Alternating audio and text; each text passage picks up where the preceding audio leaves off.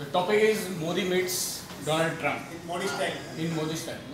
No, it's not Modi style. So like Modi being a Prime Minister of India and Donald Trump incumbent President of US. There is huge diversity in both of them, and when they meet, so like once they talk, Modi talks about like bringing India is united India with all the castes, creed, cultural religion all together. And whereas Trump comes with only Native Indians, Native Americans, and not the person who migrants into America. So there is a huge difference between both of them, and both of them discuss like how to come up with the things.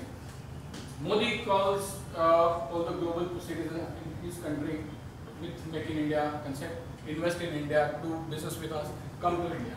Whereas Donald Trump says, I want these people to go out of in the US and don't come back in the US because they are diluting and even polluting their own culture and not coming up to the mark.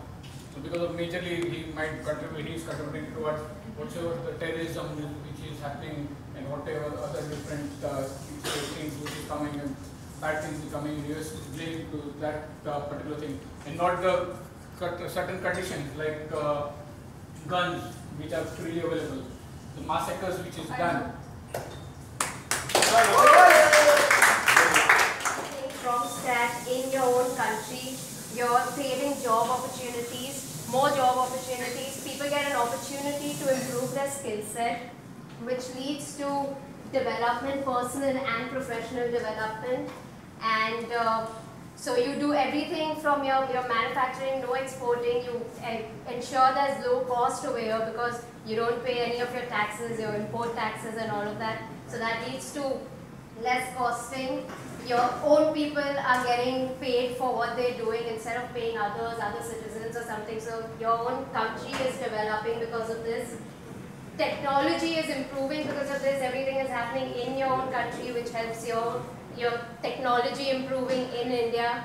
And with all of this happening on the professional front, it also leads to a personal development, social development in the country, because people are more satisfied with their own country, getting paid properly, getting more jobs, you're more satisfied with the country, there's less unrest in the country, and that's it.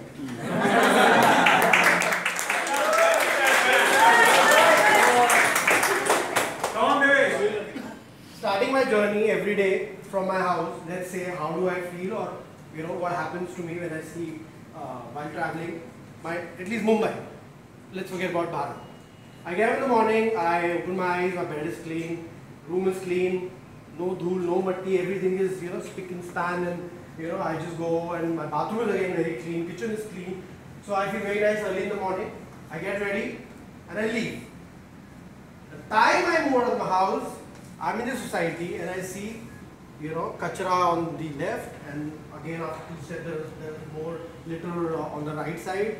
And as soon as I start entering deep inside the city, the buses are bad, the trains are bad, the stations are littered, people, I mean, we have now the escalators.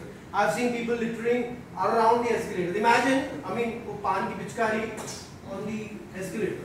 So that is happening. That is, I mean, nothing to do with Swachh Bharat now. So that happens on the station. I'm a little disgusted. In the morning I want to go to office fresh, but I'm a little disgusted. Okay, still I managed to go. Get in the train. Again, the train is totally in bad condition. We have kachra over here. There is dirt everywhere. Train, then again to the station, Lower Parel, again ganda. As soon as I enter the office, again I'm in a very nice, clean space. Again, the feeling of Swachh Bharat comes inside me and I feel, oh, very nice. I enter inside, office is nice. So, yeah, Swachh Bharat should be everywhere, not only in my house and house.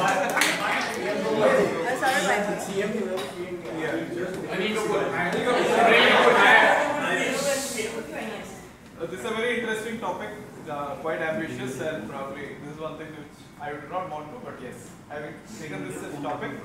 If I was a PM for one day, probably yes, first thing that I should be looking at is all the false promises that I made during my campaigns. I should avoid, repeating that or take an action against it. So at least, Next 5 years, I would get re-elected if I avoid that.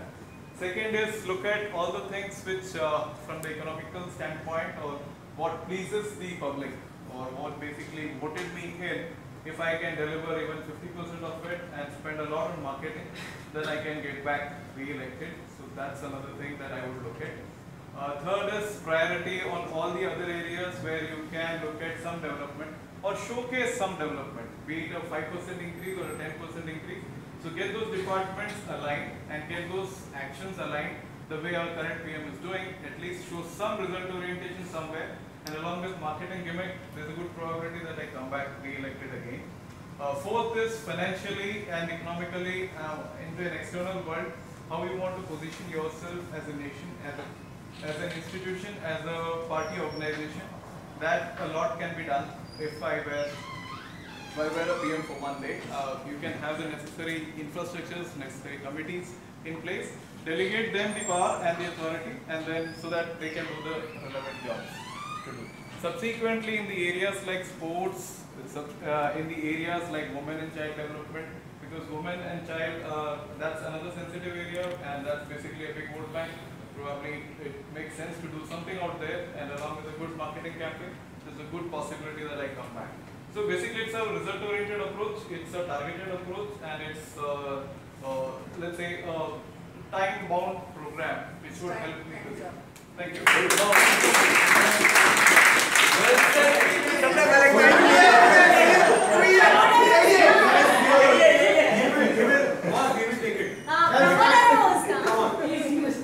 So I think after the digitalization thing started, after many years, Mukesh Ambani has come up with a very disruptive thing, which is Reliance Jio. Obviously, it has been making all the noises in the last 2 weeks.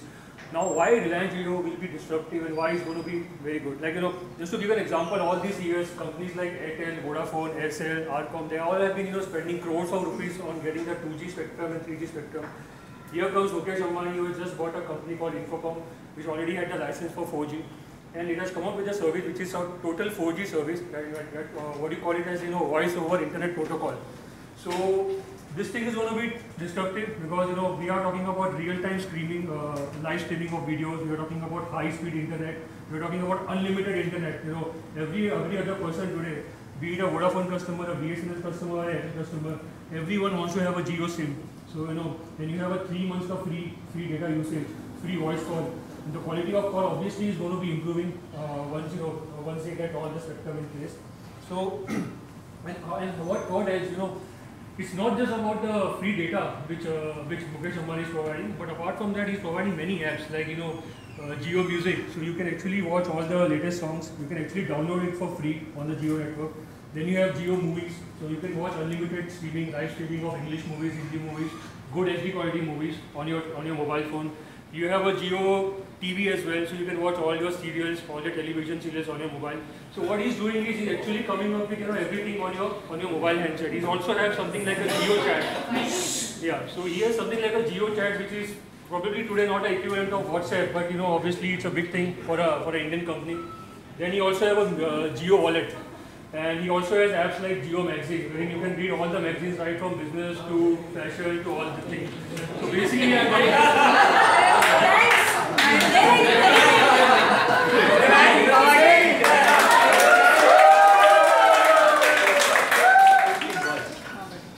It's so true. It is proven again and again and again. Starting from PT Usha, Shiny Abraham, and now whatever medals we have won in this Olympics, it's all women. Why? One, they are dedicated, they are focused, and they have that hunger to prove themselves. All this while they were on the sidelines, and now slowly across fields, it's not only sports, but across fields you see Indian women coming up. So that has also rubbed onto the sports. So I feel this is evident because of those dedication, your dedication to whatever they do. their focus and sincerity. Good. Okay, so two. I think paternity leave from work is a very good idea because bringing up children is an equal responsibility of both the parents. Okay, so the father also should take equal responsibility, spend equal time as a mother in bringing up the child. So companies should encourage paternity leave. And I think as a corollary, what should also happen is that many of the things which are normally done by the father should also be taken up by the mother. So there should be complete equality on that. And I think we should move towards that, and that will help you to bring up healthy children because they will be more attached to their father, and that will bring up healthy families. There will be unity, harmony in every family, and I think that's a way for the country to grow. So I wholeheartedly support paternity leave from work. Of course,